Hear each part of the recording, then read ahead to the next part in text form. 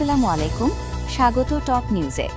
এদিকে দুধ দিয়ে গোসল করে ৩০০ নেতাকর্মী নিয়ে জামায়াতে যোগ দিলেন বিএনপি নেতাকর্মীরা। বিস্তারিত থাকছে ডেস্ক রিপোর্টে।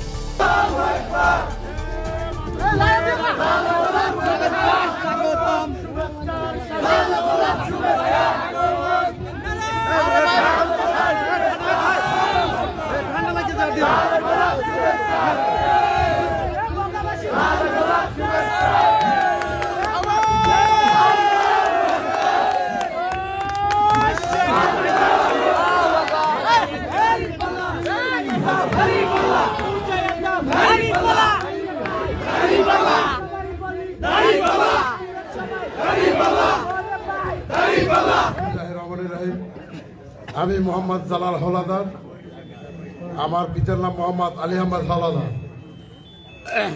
আমি বগা ইউনিয়ন মৎস্যজীবী দলের ভারপ্রাপ্ত সভাপতি হিসাবে দায়িত্ব পালন করেছি।